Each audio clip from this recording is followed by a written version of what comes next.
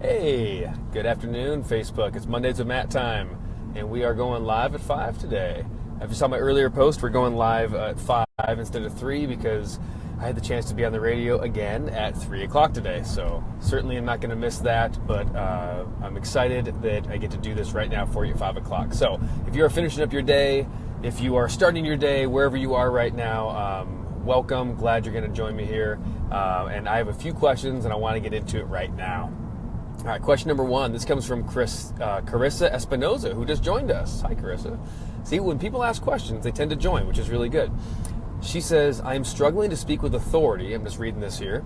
I feel like I don't have a voice or it doesn't have value. Ooh. God, can I just take a second and say thank you for your honesty? That's not an easy question to ask. So I'm going to try my best to approach that right now. She says, when it comes to business, every time I go to talk about something, I get tongue-tied and my mind tells me to stop talking. How should I approach this? What can I do to change this? Well, Carissa, the first thing I'm going to say is when it comes to business, that's a very different topic than when it comes to just tongue-tied everywhere you look or talking to anyone. There is a piece about obviously self-worth and self-value that depending on your approach for it, to me, I think it's a spiritual problem. So it's not something I work with NLP as much on these days, other than, of course, directing to, like, for us to know that we're worthy, us to know that we have value of something to say, we have to have a firm belief of where we come from, who we are, and why we're here. And to me, no matter what your answer is for that, I respect that, but I hope that part of your answer of why you're here and how you got here has a spiritual revelation around it that allows you to know that you're already born worthy. That's the most important thing to me. So hope that helps a little bit. When it comes to business, sorry, the sun's coming through here. Oop. Come back, phone. There we go. Sun's coming through here right now. If you see, we're driving in the car on the way back from LA, stuck in traffic. There's Sasha hanging out. We're driving back right now, so I figured I got time right now. All right, so the second part, Carissa, is this. If you're struggling to find your voice and you're tongue-tied when you're talking about business, not knowing exactly what you're talking about in business, here's what I would say. So often in the coaching expert space, we sometimes try to start talking about things that we've newly learned or we've walked through recently. And again, I don't know if this is you or not. Please comment and let me know so I can maybe address this the next time in a different way. But the thing I see most often when people have trouble talking about what they do in business is that they just plain aren't experts in the thing they do yet. And for you, if you're an expert in the thing you do, you need to even if it's brand new, you have to find a way to tie into something you've done for a long time, something you know really well from the past. So, you know, I give examples like this all the time. If you've been a mother for 20 years and now you're starting a new career as an entrepreneur, excuse me, for you to be able to speak like solidly, certainly, and clearly about the new thing you do that's only 6 months old, if you can tie in lessons, experiences, stories from your past, from what you have done for a long time. Listen, I was a stay-at-home mom for 20 years, and I learned negotiating skills, trust me. In fact, here's one of the things I always did with my kids, is they wanted this and I did this, and now today I get to teach business owners like you how to use the same powerful negotiation skills that 3-year-olds know. And it almost sounds funny, but you know what? Like, someone take me up on that right now. That is something that'll work right here, right now. In fact, that's probably a business, negotiating for 3-year-olds, right? Because we know something about that, don't we? So the secret is, I could start talking about negotiation, but the secret is look at things that you already are really good at from a different context over here and bring resources, lessons, attributes into a new area in life that you're working on a business over there. Hope that makes sense. That's, to me, the secret to shortcutting and getting confidence and competence if you're brand new at something. The second part of that, though, is look, if you're brand new at something and you really don't know anything about it, do yourself a favor and don't be an expert. And this isn't just for Carissa, this is for anyone. Don't try to be an expert at a thing that you're not an expert at. I can't say it enough. Be willing to be mentored in something. Be willing to be an intern somewhere. Be willing to show up and work with someone who's really good at what they do and just be present and just learn how to do it, right? I attended and trained NLP seminars and the like, for over 2 years before I really got my feet like as an expert in doing my own workshops. I had put on my own workshops early on, but they were flops, and they weren't really good. I had 6 people in my first workshop, including my parents. Some of you know that story. And what I did though is, what you don't know is I took the time to go back and I began working for a friend of mine named Michael Stevenson. So shout out to Michael Stevenson, one of the best NLP trainers on the planet. Obviously, in addition to me, let's be clear. But Michael's a phenomenal human being, and I had the chance to work with him and mentor as a trainer as well, as a student and a trainer, training in his company. I did that for, I think, nearly a year at least, plus I did other trainings, plus I volunteered in other places, plus, right? And I went to other seminars and courses, and eventually, over the course of almost 2 years, making virtually no money at all, I made some, I finally got to be a little more successful doing my own thing. So don't jump into being an expert on day one because everybody on stage tells you to be an expert. Just stop it. Just be an expert if you actually are one. All right. So hope that helps, Kirsa. All right. Second question. We're going to try to plow through about 3 questions real quick live. I hope this will bless you. Question number 2. Bruce Moreno says, shout out to Bruce. He's in our NLP Mastery advanced courses.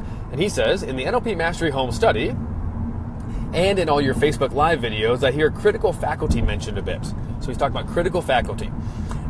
Is it as simple as, quote, using language that won't trigger resistance? Or is there a little more to it? I've heard it used related to telling of a metaphor. Where else does it apply? So let's talk about the critical faculty real fast. So the idea in the teaching is this. The main premise of neuro-linguistic programming is to understand that there's a gap often between the conscious mind and the unconscious mind. I just talked about this on the radio 2 hours ago when we were live on KPFK. She asked me, how does that work? I said the conscious mind is like the goal setter. It's the part of your mind that is setting your goals consciously. This is what I want. This is what I'm thinking about. This is what my life is about. But your unconscious mind is the part of your mind that is what I call the goal getter. It's a part of your mind that's looking to do the actions to get the goals you need. So the challenge is sometimes there's a gap between the conscious and the unconscious. And sometimes there's actually a barrier between the conscious and unconscious. And we call the barrier the critical faculty. So let me give you a really simple analogy. So 5-year-olds tend not to have a strong critical faculty. That's why they're so good at imagining and pretending, right? A 5-year-old has no issue pretending to be cops and robbers or cowboys and Indians, or I guess we can't even say that anymore, but come on, like I was a kid, I played cowboys and Indians. They're pretending that they're fighting a dragon, whatever it is. Kids have no problem imagining things. The reason they're so good at it is because they have little or no critical faculty. So, Bruce, here's how I would define it. The critical faculty I would define as the part of your brain that cares to distinguish between reality and fantasy. I say cares to distinguish between reality and fantasy because you don't always have to distinguish between reality and fantasy. So here's an example that everyone's done. You ever go to a good movie that really generated some emotions, right? You really got into the story? Well, what's really happening when you're there? See, reality is you're sitting in a dark room full of strangers. The floors are sticky from spilled soda and popcorn. Your feet are sticky. The recliner doesn't work that well. Someone has their cell phone. You're looking at light through a film from a screen, and you had people that acted over years with catering and budgets and director's cuts and all this stuff, right? That's not exciting. Yet you can pay your money, $50 by the time you're done with, movie and tickets and popcorn. You pay your money, you sit down in the theater, and you feel things.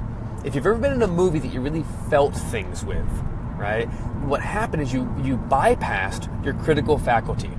Instead of criticizing, I'll say it this way, the critical faculty is the part of your brain that judges things. It'll judge, is this real, is it not real? Is this good, is it not good? Can I buy into this or not, right? So when you're in a movie and you bypass your critical faculty, what happens is your brain just absorbs what happens is fictional, fantasy, but it feels as if it's reality, right? You think it's fantasy, but it feels as if it's reality. And how do you know that? Why is this important? Well, if you feel as if it's reality, it will be reality, pure and simple, right? Even if it's not reality in actuality. So if I'm watching a scary movie and I know it's fantasy, it's not real, but I react as if it is real, then guess what? It literally is real for my purposes because I just, my adrenal glands kicked in. I just had a big pulse of adrenaline. I can't sleep at night, right? There's no difference physiologically in the reaction my body has, whether I watched this on a movie, whether I watched it in a movie, whether it happened to me in real life, or whether I simply imagined it happening. Isn't that interesting, right? So, and there is no difference between the three. Whether you watch it in a movie, you watch it happen in real life, or you just simply imagine it happening. The deal is, if you bypass your critical faculty, you'll still get the same physiological reactions no matter what in those situations. So, when it comes to NLP, intervention, around. Hey everybody, hopefully this works a little better this time. The audio or the wireless just cut out. I'm sitting on the freeway right now. Thought this would be good, but that is the amazing gift of technology. So we were just finishing talking about the critical faculty, and thank you for joining back up if you just dropped me and caught me again. So we're talking about the critical faculty, and let me kind of finish that thought on there. So with the critical faculty, if you're watching a movie and you're sitting there going, oh yeah, the CG's there and the wires are there, and oh yeah, I see what they're doing, right? It's not real, right? What happens is the critical faculty will keep your imagination from acting as if something's real. So that's a good thing when it comes to fake fear, right? So if you're sitting in a situation in life that, I don't know, maybe somebody's mad at you, and you can get your critical faculty up and go, well, let's see, they're mad, but they probably have their own emotions and their own reasons, and I sure messed up, but this is just a human dynamic. The more critical faculty you can have, the less biochemical reaction you'll have, and the less real it will feel as a real danger. But have you ever been in a situation where somebody's upset at you and it feels like life and death almost, right? It feels like if this person's upset, like I'm gonna die. So in that case, what happens is you have no critical faculty, right? Somebody, you're in an argument and it's so upsetting that you just feel as if it's a real physical threat, even though it's not real. It's just words people are saying, right? So it's very useful to be able to get more in control of your critical faculty. I love going to a movie and deciding to bypass my critical faculty, right? Before we got disconnected, I was talking about the reason I always bring in some shape or fashion. I always find a way to bring it to talk about pro wrestling, right? WWE. And one of the reasons I love this is it's a little bit mindless. It's awesome. It's a total dramatization. It's a dramatized live improv sport acting fight kind of. And everybody knows that it's not quote unquote real, right? But what I love about it is I watch it and I can bypass my critical faculty. And it's not always brilliant. In fact, sometimes it's really not that great. But when it's good, it's really good. Because there's moments when I go, gosh, I know this is kind of scripted. I know that this isn't a real fight, but you know what? It feels real. And they're really talking to each other and they really seem upset. And I wonder if maybe they have some beef in the back of in the dressing room, that maybe they really are upset at each other. And the point is, when it seems to be more real, it really is fun to watch. And it's fun to get into the drama of that situation. So that's the critical faculty. I hope that helps a little bit, Bruce. Again, it's all about the part of your brain that cares to distinguish between reality and fantasy. And if you can interact with a fantasy, like reading a book, watching a movie or something, and you can act or feel as if it's real, you'll have a real-like reaction. And then here's the coolest thing with the NLP perspective. Whether it's real or whether it's not, that actually doesn't matter. What matters is how it feels. And if a fantasy feels real and you react real to it, even if it's a lie, that's just as real as anything else. And vice versa. If something's very real but we don't react to it, then basically it's as if it was a fantasy or a lie. It doesn't make sense. So be in control of your critical faculty, and for goodness sakes, if you're an adult, try really hard to begin bypassing the critical faculty so you can have some fun in life. All right, last question real quick and we'll get wrapped up is from Carlos Bruto Flores. Bruto, he said, it's a really simple short question. He said, does the KAV cycle work in writing? So KAV, I'll call you Carlos. So Carlos is talking about KAV is kinesthetic, auditory, and visual. Those are three different systems that we use as humans to represent information and also to communicate information back. So most of you are probably familiar with this, at least in some stretch, shape, or fashion. So let's just say if I knew that my wife is really high kinesthetic, I could simply use words like, and I want to walk through something with you tonight. I want to make sure that we really get a grip on what we're going to do together. So I'll say walk through, get a grip, what we're going to do, right? How does this feel? I'll use kinesthetic, feeling, tactile, or emotional words. If somebody's auditory, I could say, well, let me tell you all about this program and see how it sounds, right? We'll say sounds and things like that. And the last one is visual. If somebody's high visual, they're going to talk a little faster, and you could probably say, hey, let's look at this new program. It's amazing. Let's see if it works. Let's see how it works. I want to get a really clear picture in my mind of the vision of what we're attempting here, right? So the short part is, if you want to communicate a little deeper, a little better with each one of the three representational systems, you want to use some of those words with them. We call those words predicates.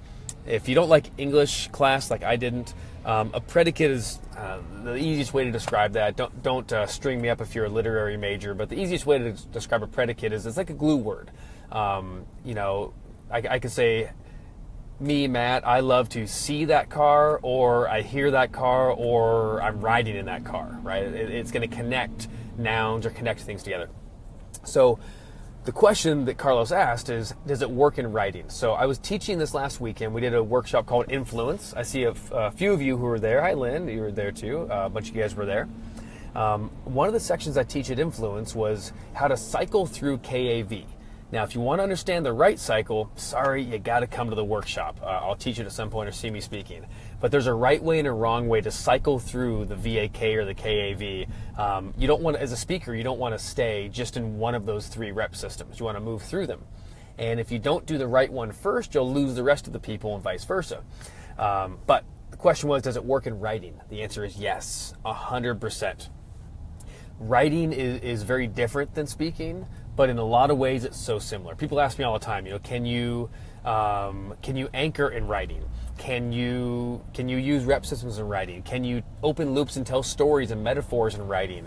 Can you use Milton model influential language patterns in writing? Yes, absolutely. If you don't believe me, pick up my book. I still have the book out, Total Freedom from Addictions, and I use all the NLP stuff in there to write it. I put in, I started the first chapter with 5 stories I think you'll find fascinating, and I leave all the stories with an open loop. And what happens is, by the time, if you get to the end of chapter 1, you're going to finish the darn book, right? Because there's all these loops that are open in your brain of what happened. And you read, it's just like any good television show, right? Any good TV producer knows how to write a show with open loops, right? You get to the end, you go, what? Oh my gosh, who was there in the doorway? And if you're binge watching on Netflix, you're like, stop, skip, go, next episode, play. And then it opens up and it says, oh, that's who it was. It was just their dad. But they leave the open loop to get to the next episode or the season cliffhanger, right? Anyway, I'm already going into another topic that no one even asked about, but you get the idea. The point was, I used open loops, stories, and the representational systems, visual, auditory, and kinesthetic. You can use all of those when you're writing just as easy as when you're speaking. And that's the answer for Carlos. All right, guys. Thanks for joining me. Yeah, Total Freedom from Addictions. Go ahead and get it. It's on Amazon and all that stuff. All right, thanks so much, guys. Hope it was a great time. This is our Q&A. Sorry that I dropped off earlier, but I hope you were able to pick it back up. And we're going to put video of this up pretty quickly onto, we'll leave it on Facebook, and then we'll put it up onto YouTube as well. And soon these will actually turn into some podcast episodes. So I'm looking forward to more connection. So remember, every Monday I'm going on a live Q&A. So do me a favor, comment below or anywhere right now, or send me a private message, but comments are the best. With any questions you have. If something I say on a Monday you need clarification on, or sparks another question, ask it. And every Monday, Mondays with Matt, we're going to go live, and I believe we're going to end up going at 5 o'clock, because I think that sounds cool, live at 5. So Jeremy, Tina, pay attention. Mondays with Matt, live at 5. Every single Monday on Facebook, live. We will be there, and then we'll be dropping that podcast episode very soon for the new podcast coming out. So be watching for that. All right, love you guys. Peace out, Internet.